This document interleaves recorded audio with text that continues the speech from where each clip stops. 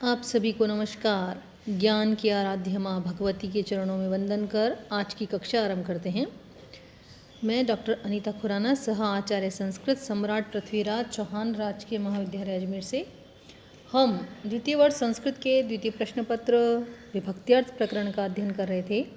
हम प्रथमा और द्वितीय विभक्ति के सूत्रों का अध्ययन कर चुके हैं। उदाहरण आपके सामने है।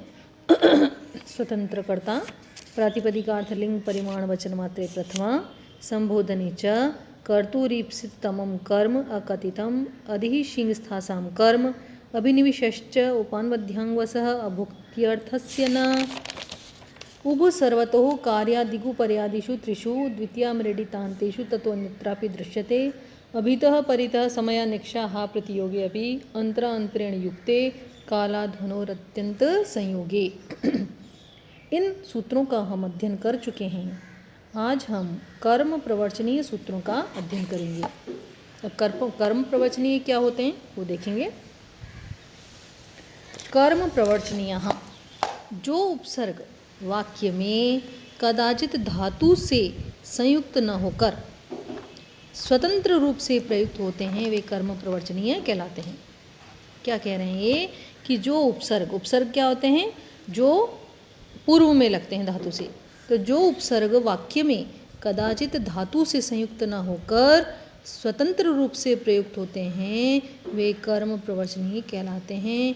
और किसकी भांति रहते हैं? ये अव्यय की भांति रहते हैं।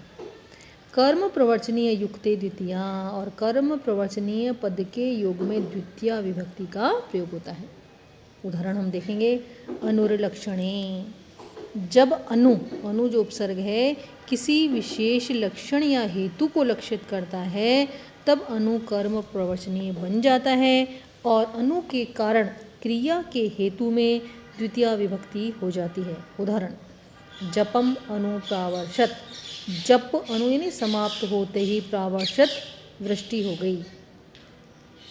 यहाँ अनु किस कारण से आया है कि जप हुआ, जप के कारण। अनु कारण अर्थ में आया है कि जप के कारण या जप समाप्त होते ही प्रावर्षत वृष्टि हो गई। वेदों में भी कहा गया है कि वृष्टि यज्ञ की वहाँ कल्पना है। और जब हम वृष्टि हेतु यज्ञ करते हैं, वृष्टि यज्ञ, तो वृष्टि हो जाती है। ऐसे बहुत सारे उदाहरण हैं जो यह बताते हैं कि जैसे ही यज्ञ हुआ वृष्टि हो गई। तो ऐसे ही यहाँ पर जपम अनुप्रावशत, जप समाप्त होते ही वृष्टि हो गई। वृष्टि का कारण क्या है? जप, और अनु कारण अर्थ में आया है, इसलिए यहाँ पर जपम में द्वितीय विभक्ति का प्रयोग। अगला सूत्र है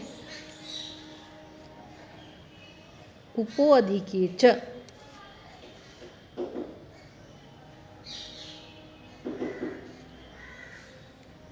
उपो अधिके च, हीन या अधिक अर्थ द्योतित होने पर उप की भी कर्म प्रवचनीय संज्ञा होती है। हीन या अधिक अर्थ द्योतित होने पर उप की कर्म प्रवचनीय संज्ञा होती है, किंतु हीन अर्थ द्योतित होने पर उप के योग में द्वितीय विभक्ति और अधिक अर्थ द्योतित होने पर उप के योग में सप्तमी विभक्ति होती है। देखिए आप, हीन अर्थ द्योतित होने पर उप के योग में द्वितीय विभक्ति का उदाहरण कौन सा है? उपहरिम देवता, जो देवता हैं, हरि जो हैं वह देवताओं से बढ़कर हैं। या यूँ कह सकते हैं देवता हरि से हीन हैं। तो यहाँ पर उप किस अर्थ में आया है? उप यहाँ हीन अर्थ में द्योतित है और उसके योग में हरि में क्या हो गई? द्वितीया। उपहरिम देवता, देवता हरि से हीन हैं। एक और उदाहरण है, उप परार्धे हरेर गुणा, हरि के गुण परार्ध से भी अधिक हैं। यहाँ उप का अधिक अर्थ होने के कारण परार्ध में सप्तमी विभक्ति का प्रयोग है। उपो अधिके च, हीन या अधिक द्योतित होने पर उप की भी कर्म प्रवचनीय संज्ञा होती है। हीन अर्थ द्योतित होने पर उप के योग में द्वितीय विभक्ति और अधिक अर्थ द्योतित होने पर उप के योग में सप्तमी विभक्ति। यहाँ पर परार्धे में सप्तमी विभक्ति का प्रयोग है। उप के गुण, परार्ध क्या होती है, जो सबसे बड़ी संख्या होती है उसको बोलते हैं परार्ध।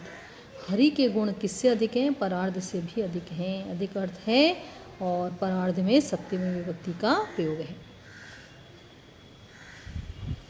अगला सूत्र है तृतीयार्थे। जब अनु से तृतीया का अर्थ द्योतित होता हो तो अनु की कर्म प्रवचनीय संज्ञा होती है। जब अनु से तृतीया का अर्थ द्योतित होता हो तो अनु की कर्म प्रवचनीय संज्ञा होती है और उससे संबद्ध शब्द में द्वितीया विभक्ति होती है। उदाहरण देखिए, नदीम अनु अवस्थिता सेना।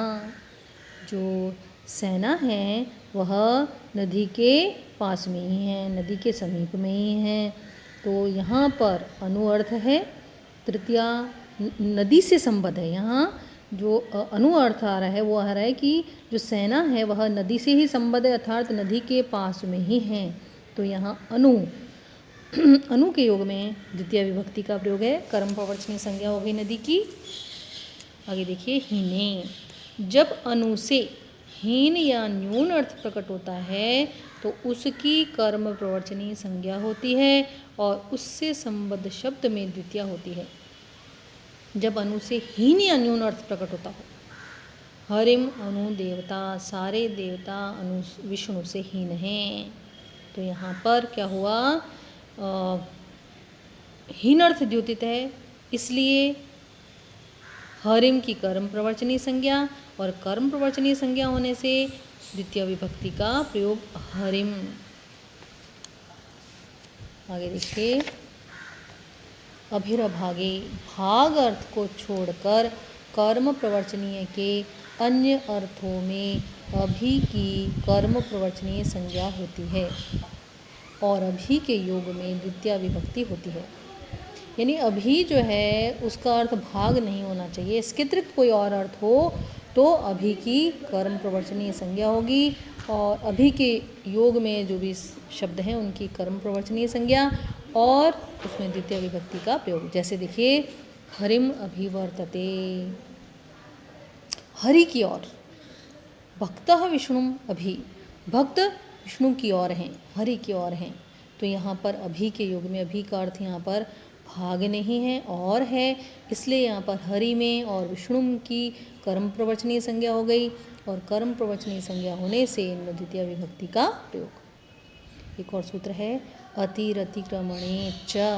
अतिक्रमण अर्थात उल्लंघन और पूजा अर्थ में अति की कर्म प्रवचनीय संज्ञा होती है और अति के योग में द्वितीय विभक्ति होती है।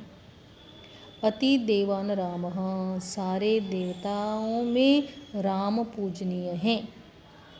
पूजार्थ है यहाँ पर अति, अति पूजार्थ में आया है, इसलिए अति के योग में यहाँ पर देवों में द्वितीय विभक्ति का प्रयोग, कर्म प्रवचनीय संज्ञा उनकी, तो होगा अति देवान रामः, सारे देवताओं में राम पूजनीय हैं। आज के लिए इतना ही। कल हम पुनः कक्षा को नियमित करेंगे, तब तक के लिए नमस्कार।